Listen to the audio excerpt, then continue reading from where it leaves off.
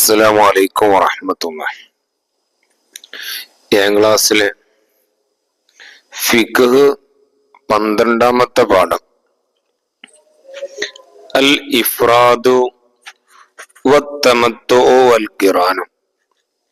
ഈ പാഠമാണ് ഇന്ന് റിവിഷൻ ചെയ്യുന്നത്. എല്ലാവരും ടെക്സ്റ്റ് ബുക്ക് തുറന്നു വെച്ച് കേൾക്കേണ്ടതാണ്. നമുക്ക് പാഠം വായിച്ച് ഓരോന്ന് വിശദീകരിക്കാം. എല്ലാവരും ടെക്സ്റ്റ് ബുക്ക് നോക്കുക. ഹജ്ജും ഉംറയും 3 രൂപത്തിൽ നിർവഹിക്കാവുന്നതാണ്. അപ്പോൾ ഹജ്ജും ഉംറയും എത്ര വിധത്തിൽ നിർവഹിക്കാം? 3 വിധത്തിൽ നിർവഹിക്കാവുന്നതാണ്. എല്ലാവരും ആ വരി വായിക്കൂ. ഹജ്ജും ഉംറയും 3 രൂപത്തിൽ നിർവഹിക്കാവുന്നതാണ്. ആ 3 രീതികൾ ഏതൊക്കെയാണ്? 1 ഇഫ്രാദ്, 2 തമത്തു, 3 ഖിറാൻ. ഈ 3 പേരുകളും അക്ഷരത്തെറ്റില്ലാതെ എഴുതി പഠിക്കന്നെ വേണം. ഇനി ഇഫ്രാദ് എന്നാൽ എന്ത് എന്ന് നമുക്ക് പഠിക്കാം. ആദ്യം ഹജ്ജും പിന്നെ ഉംറയും ചെയ്യുന്നതിനാണ് ഇഫ്രാദ് എന്ന് പറയുന്നത്. ഇനി നമുക്ക് തമത്തു എന്താ എന്ന് നോക്കാം. ആദ്യം ഉംറയും പിന്നെ ഹജ്ജും നിർവഹിക്കുക. ഇതിന് പറയുന്ന പേരാണ് തമത്തു. ഇനി 3ാമത്തെ രൂപം ഖിറാന്. ഖിറാന് എന്താണ് എന്ന് നോക്കാം. ഹജ്ജിനും ഉംറക്കും ഒരുമിച്ച് ഇഹ്റാം ചെയ്ത് ഹജ്ജിന്റെ കർമ്മങ്ങൾ നിർവഹിക്കുക. ഇതിനാണ് ഖിറാന് എന്ന് പറയാം. ഹജ്ജിനും ഉംറക്കും ഒരുമിച്ച് ഇഹ്റാം ചെയ്തു ഹജ്ജിന്റെ കർമ്മങ്ങൾ നിർവഹിക്കുക. ഇതിനാണ് ഖിറാന് എന്ന് പറയുന്നത്. ഈ 3 രൂപത്തിൽ ഏറ്റവും അഫ്ളൽ ഇഫ്രാദാണ്, പിന്നെ തമത്തു ആണ്, പിന്നെ ഖിറാനാണ്. 3 രീതിയിൽ ഹജ്ജ് ഉംറയും ചെയ്യാം. ഏറ്റവും അഫ്ളലായ രൂപം ഇഫ്രാദ്, പിന്നെ 2ാം സ്ഥാനത്ത് നിൽക്കുന്നത് തമത്തു, 3ാമത്തത് ഖിറാൻ. തമത്തു ആയി ചെയ്താൽ 3 ഷർത്തുകളോട് കൂടി ബലി വാജിബാണ്. ഒരാള് തമത്തു ആയിട്ടാണ് ഹജ്ജും ഉംറയും ചെയ്യുന്നതെങ്കിൽ അവർക്ക് 3 ഷർത്തുകളോട് കൂടി ബലി വാജിബാണ്. 1ാമത്തെ ഷർത്ത്, അവന്റെ സ്ഥിര താമസ സ്ഥലം ഹറമിൽ നിന്ന് 2 മർഹല അകലെയായിരിക്കുക. 2, ഹജ്ജും ഉംറയും ഒരേ വർഷത്തിലും ഉംറ ഹജ്ജിന്റെ മാസങ്ങളിലും ആയിരിക്കും.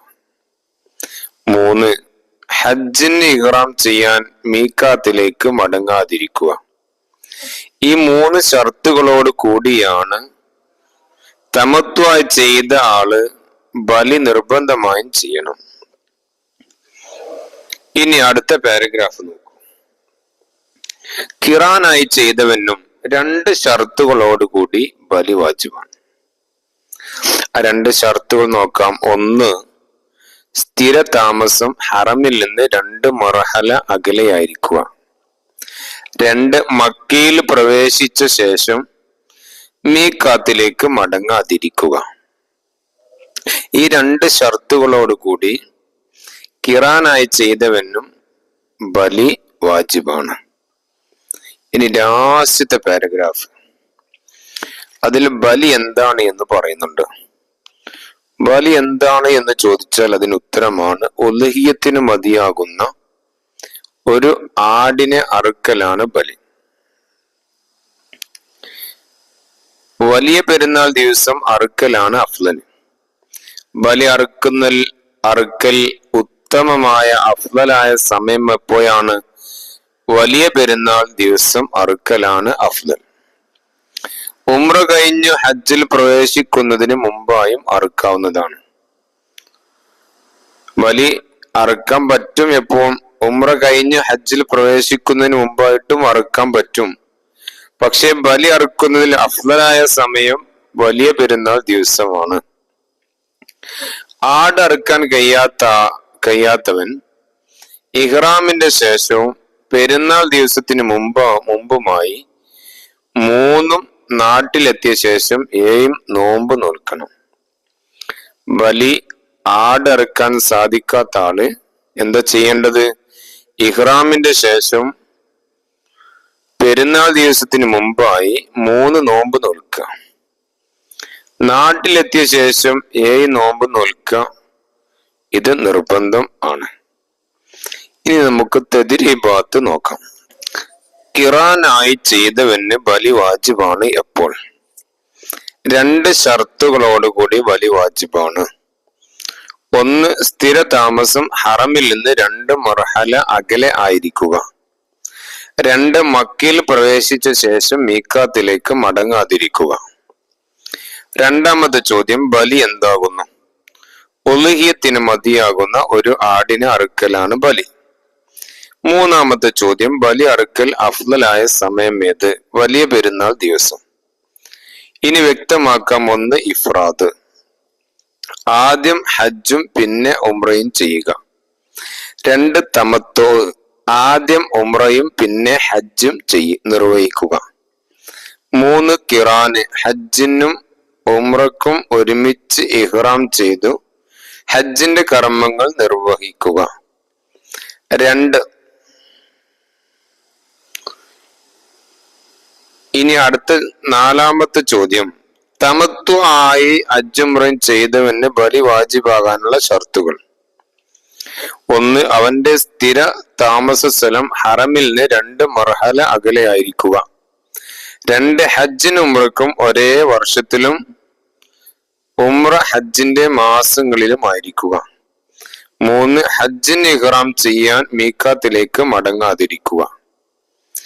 ഇനി കണ്ടെത്താം.